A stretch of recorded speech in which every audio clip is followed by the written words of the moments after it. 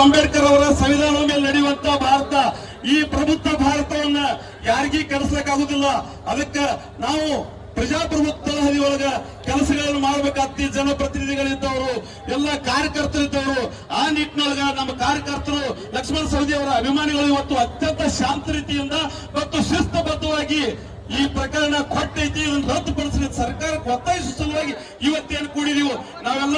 ಎಲ್ಲ ಕಾರ್ಯಕರ್ತರಿಗೆ ಧನ್ಯವಾದಗಳು ಹೇಳುತ್ತಾ, ಇವತ್ತು ಡಿವೈಎಸ್ಪಿ ಸಾಹೇಬರು ಬರ್ತಾ ಇದ್ದಾರೆ. ಅವರಿಗೆ ಮನವಿ ಓದಿದ ನಂತರ ತಾವು ದಯವಿಟ್ಟು ಆಮೇಲೆ ಸಾಹುಕಾರರು ಫೋನ್ ಮುಖಾಂತರ ಸಂದೇಶವನ್ನು ಕೊಡ್ತಾರೋ, ಸಾಹುಕಾರ ಸಂದೇಶನ ಲಕ್ಷ್ಮಣ ಸವದಿ ಅವರ ಸಂದೇಶ ಮುಗಿದ ನಂತರ ತಾವು ಶಾಂತ ರೀತಿಯಿಂದ ನಿರ್ಗಮಿಸಬೇಕಾಗ್ತದೆ. ಅದಕ್ಕೆ ನಮ್ಮ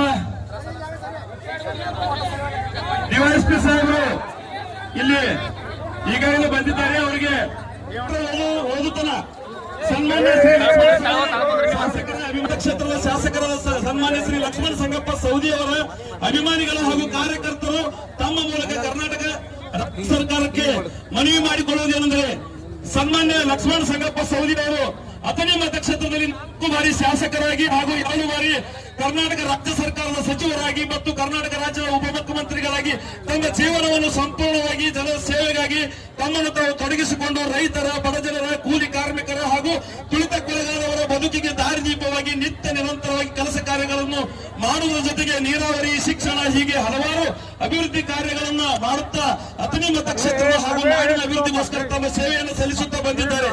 ಇದಲ್ಲದೆ ಸನ್ಮಾನ್ಯ ಲಕ್ಷ್ಮಣ ಸಂಗಪ್ಪ ಸವದಿ ಅವರು ಬೆಳಗಾವಿ ಜಿಲ್ಲಾ ಸಹಕಾರಿ ಬ್ಯಾಂಕಿನ ನಿರ್ದೇಶಕರಾಗಿ ಕಾರ್ಯನಿರ್ವಹಿಸುತ್ತಾ ಸಹಕಾರಿ ರಂಗದಲ್ಲಿ ತಮ್ಮದೇ ಆದ ವಿಶಿಷ್ಟ ರೂಪದ ಸೇವೆಯೊಂದಿಗೆ ರೈತರ ಬದುಕಿಗೆ ಸಹಾಯ ಸಲ್ಲಿಸುತ್ತಾ ಬಂದಿದ್ದು ಇರುತ್ತದೆ.